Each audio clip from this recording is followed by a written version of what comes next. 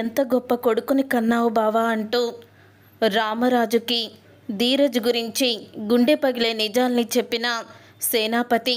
నిజంగానే ఇదంతా జరగబోతుందా? సేనాపతి రామరాజుని బావాని పిలవబోతున్నాడా? అసలు ఏం జరిగింది అనేది ఈ వీడియోలో తెలుసుకుందాం. రామరాజు అయితే, మీరు నా దగ్గర ఏదైనా విషయాన్ని దాచిపెడితే ఈసారి ఇంట్లో నుంచి ఎవరొకరు బయటికి వెళ్ళిపోతారు అని రామరాజు వార్నింగ్ ఇవ్వడంతో అప్పుడే ఇంకా వేదవతి అయితే ప్రేమని పక్కకు పిలిచి, నాకు తెలియకుండా బయటికి వెళ్ళి డ్యాన్స్ నేర్పించడం, ట్యూషన్లు చెప్పడం ఏమీ చేయనని నాకు మాట ఇవ్వు అంటూ మాట తీసుకుంటుంది ప్రేమ దగ్గర. తర్వాత ఇక ధీరజ్ అయితే చాలా ఇబ్బంది పడుతూ ఉంటాడు డ్రైవర్గా వెళ్ళి. ఇక దాంతో డ్రైవర్గా వెళ్ళినప్పుడు తన కాలికి దెబ్బ కూడా తగులుతుంది. ఇంటికి వచ్చి అలసిపోయి అలా పడుకుండిపోతాడు. అప్పుడే ఇక ధీరజ్ కాళ్ళకి దెబ్బ చూసిన ప్రేమ అయితే తల్లడిల్లిపోతుంది. ఇక వెంటనే ధీరజ్కి తగిలిన గాయానికి కట్టుకడుతుంది. ఇక అలా కట్టుకట్టి ధీరజ్ తన గురించి ఎంతో కష్టపడిపోతున్నాడని ధీరజ్ని చూసి ఇక చాలా బాధపడుతూ ఉంటుంది. నిజంగా ఒకప్పుడు నిన్ను చూస్తే నాకు అసహ్యం వేసేది, అసలు నిన్ను చూడాలని అనిపించేది కాదు. కానీ ఇప్పుడు నువ్వే నా ప్రపంచం అయ్యావు ధీరజ్. నువ్వు లేకపోతే నేను ఉండలేను, నువ్వు నా ప్రాణానివి అని ప్రేమ అయితే ధీరజ్ మీద ఉన్న ప్రేమని మనసులో అనుకుంటూ ఉంటుంది. నా ప్రేమని నీకు చెప్పాలంటే నాకు సిగ్గు, బిడియం. నీ ముందుకి నేను వచ్చి నా ప్రేమని చెప్పలేకపోతున్నాను. జీవితాంతం నీతో కలిసి ఉంటానని నీ ఎదురుగా నేను అనలేకపోతున్నాను. ధీరజ్, ప్రాణం ఉన్నంతసేపు నీ చేతిని నేను వదిలిపెట్టను అని అంటూ ఉంటుంది ప్రేమ అయితే. ఇక ధీరజ్ అయితే గాఢ నిద్రలో ఉంటాడు. ఉదయం అవుతుంది. ఉదయం అవ్వగానే మళ్ళీ ధీరజ్ వెంటనే ఇక డెలివరీకని వెళ్ళిపోతూ ఉంటాడు. అప్పుడే ఇక ప్రేమ అంటూ ఉంటుంది, వద్దు, నువ్వు ఎక్కడికి కూడా వెళ్ళొద్దు అని అంటూ ఉంటుంది ధీరజ్తో. రాత్రి నువ్వు వచ్చేసరికి చాలా టైం అయింది, పైగా కాలికి దెబ్బ కూడా తగిలింది. వద్దురా, నా గురించి నువ్వు ఇంత కష్టపడొద్దు అని అంటూ ఉంటుంది ప్రేమ అయితే. అంటూ ఉంటుంది, ఇష్టమైన వాళ్ళ కోసం ఎంత కష్టపడినా బాధ అనిపించదు, నేను వెళ్ళొస్తాను అని ధీరజ్ అంటాడు. ఇక ఆ మాట విని ప్రేమ అయితే ఎంతో ఆనందపడుతూ పరిగెత్తుకుంటూ నర్మదా దగ్గరికి అయితే వెళ్తుంది. అక్క అక్క అంటూ ఇక నర్మదని పట్టుకుని తిప్పేస్తూ ఉంటుంది. అప్పుడే ఇక నర్మదా అయితే, ఆగు చెల్లి ఆగు, ఏంటి ఆనందానికి కారణం అని అడుగుతూ ఉంటుంది. నర్మదా అయితే, ధీరజ్ రాత్రి లేటుగా వచ్చాడక్క, పైగా కాలికి దెబ్బ కూడా తగిలింది. అది చూసి నా ప్రాణం విలవిలలాడిపోయింది. కానీ తను నీరసించిపోయి అలాగే మొత్తుగా దెబ్బ తగిలిన విషయం కూడా మర్చిపోయి పడుకుండిపోయాడు అని అంటూ ఉంటుంది ప్రేమ. ఉదయం లేచేసరికి తను మళ్ళీ వెళ్తుంటే వెళ్ళొద్దని నేను ఆపాను, నా కోసం కష్టపడొద్దని చెప్పి బ్రతిమిలాడాను. అప్పుడు తను ఏమన్నాడో తెలుసా అని అంటూ ఉంటుంది ప్రేమ. ఏమన్నాడేంటి అని అంటూ ఉంటుంది నర్మదా. ఇష్టమైన వాళ్ళ కోసం కష్టపడినా బాధ అనిపించదు, దాంట్లో కూడా సంతోషమే కనపడుతుంది. మన ఇష్టమైన వాళ్ళ ముఖంలో చిరునవ్వు చూస్తే మన కష్టమంతా కూడా మర్చిపోతాము అని చెప్పాడక్క. అంటే నేను కూడా తన మనసులో ఉన్నాననేగా అర్థం, నన్ను తను ప్రేమిస్తున్నాడనేగా అర్థం అని ప్రేమ అంటూ ఉంటుంది. మరి అదే కదా నేను చెప్పాను కదా, నీ మెడలో ఉన్న తాలికి ఉన్న విలువ అది. మీరిద్దరూ ఒకరినొకరు ఒకప్పుడు చేదరించుకునేవాళ్ళు. అసలు కనపడితే మీ ఇద్దరి మధ్య పచ్చగడ్డేసిన బొగ్గుమనే శత్రుత్వం ఉంది. కానీ ఎప్పుడైతే ధీరజ్ నీ మెడలో తాలి కట్టాడో ఆ తాలి మీ ఇద్దరి మధ్య ప్రేమని పుట్టించింది. ఇక ఎవ్వరూ కూడా మిమ్మల్ని విడదీయలేరు, విడదీసే సాహసమే చెయ్యరు అని అంటూ ఉంటుంది నర్మద అయితే. అప్పుడే ప్రేమ నర్మదని పట్టుకొని ఎంతో ఆనందపడుతూ ఉంటుంది. తర్వాత ఇక వల్లి అయితే వాళ్ళ అమ్మతో ఫోన్లో మాట్లాడుతూ ఉంటుంది. ఒసే అమ్మ, ఏం చేస్తున్నావే? మా ఆయన నిన్ను 10 లక్షలు అడగమని, లేకపోతే ఇంటికి వచ్చేస్తానని చెప్తున్నాడే, ఏం చేయను అని అంటూ ఉంటుంది వల్లి అయితే. ఏంటి అమ్మడం, ప్రతిరోజు కూడా ఇలా ఫోన్ చేసి ఏదో ఒక విషయం పైన ఎందుకు ఏడిపిస్తూనే ఉంటున్నావు? అసలు ఏమైంది అమ్ముడు నీకు అని అంటూ ఉంటుంది. భాగ్యం అయితే అదేంటి అలా అంటున్నావు? ఇక్కడ నన్ను ఒక భూకంపాన్ని సృష్టించి నువ్వు ఆ భూకంపంలోనే పడిచావు అంటూ నన్ను ఇక్కడ వదిలేసి నువ్వేమో అత్తమాలు ఫోన్ చెయ్యొద్దు అని విసుక్కుంటున్నావా నా మీద అని వల్లి అంటూ ఉంటే, చూడు జరిగేదేది జరక్కమాందో, అయినా అల్లుడు గారు రాని నేనేదో తేల్చుకుంటాను కదా అని అంటూ ఉంటుంది భాగ్యం. అల్లుడు గారు ఎక్కడికి వస్తారే?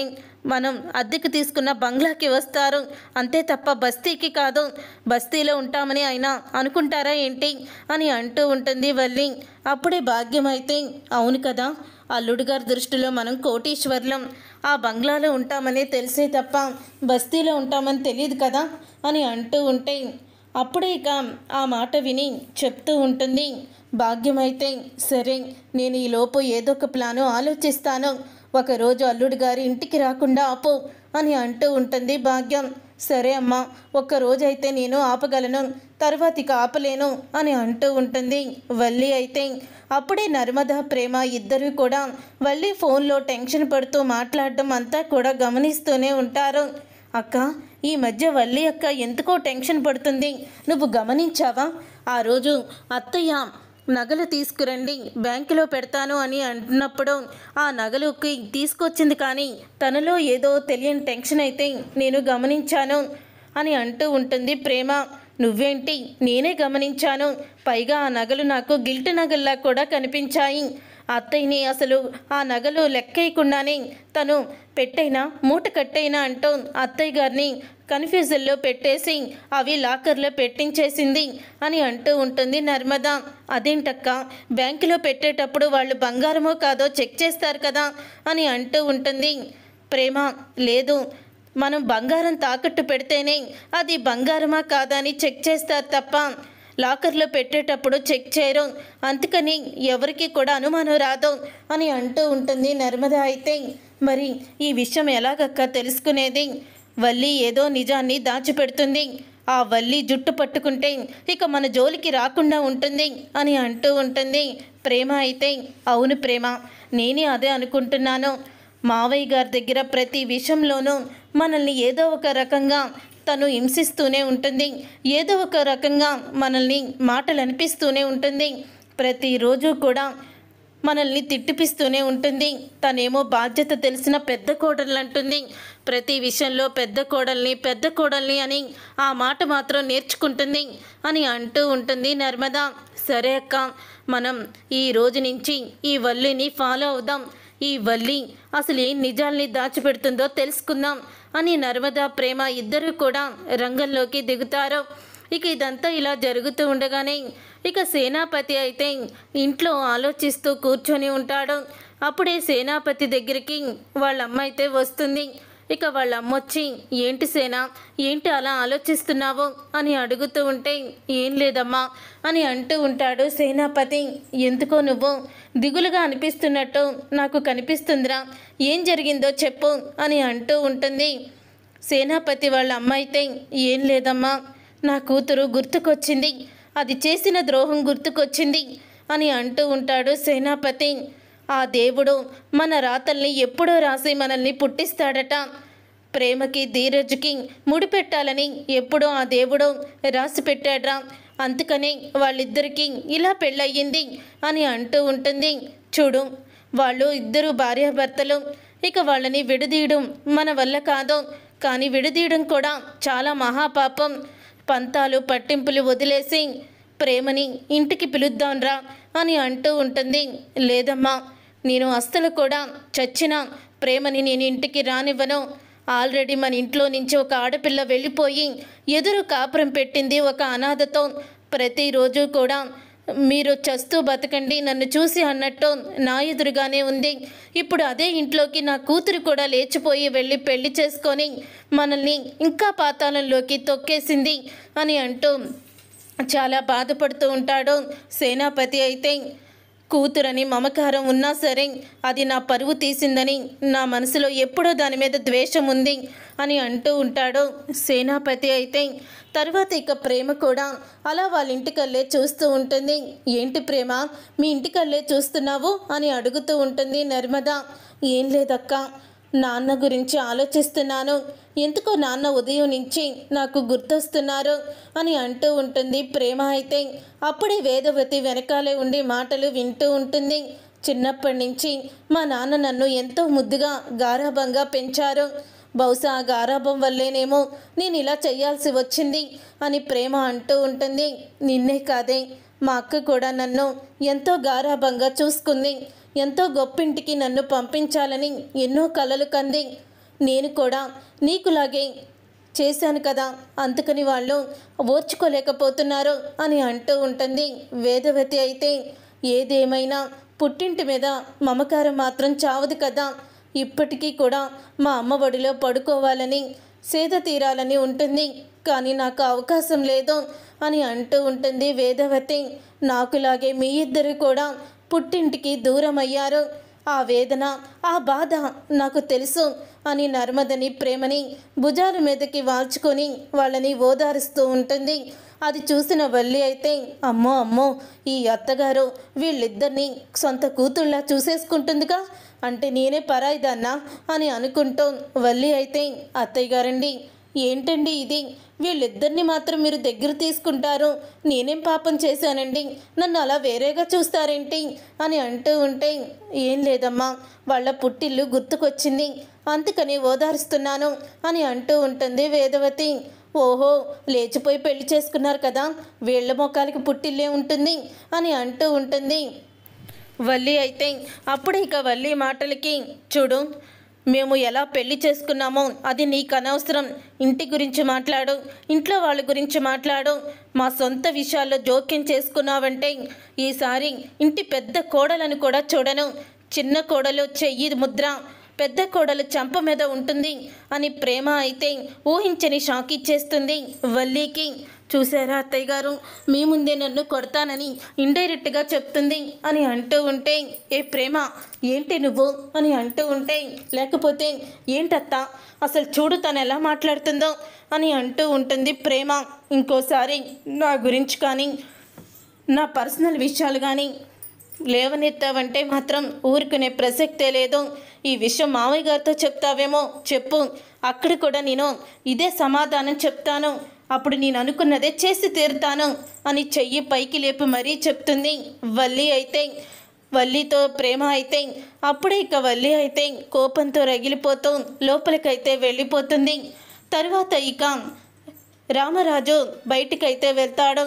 రామరాజు బయటికి వెళ్ళినప్పుడు, అసలు మీ చిన్న కొడుకుని అలా వదిలేశారేంటి, మీ చిన్న కొడుకు పగలు డెలివరీ బాయ్గా, రాత్రి డ్రైవర్గా పనిచేస్తున్నాడు, మీ చిన్న కొడుకుని మీరెందుకు అంత పగబెట్టినట్టు చూస్తున్నారు అని అంటూ ఊళ్ళో జనమైతే అడుగుతూ ఉంటారు. అది విని కోపంతో రగిలిపోతూ రామరాజు సీరియస్గా ఇంటికైతే వస్తూ ఉంటాడు. ఇంతలో ఇక ప్రేమ కాలేజీ నుంచి ఒంటరిగా వస్తూ ఉంటుంది. అప్పుడే ఇక ప్రేమ ప్రేమించిన వ్యక్తి అయితే ప్రేమకి ఎదురుపడతాడు. ఒక్కసారి ప్రేమ షాక్ అయిపోతూ ఉంటుంది. నువ్వా అని అంటూ ఉంటుంది ప్రేమ. అవును ప్రేమ, ఏంటి పెళ్లి చేసుకున్నట్టున్నావు, ఎవరిని, ఆ ధీరజ్ గాడినేనా అని అంటూ ఉంటాడు.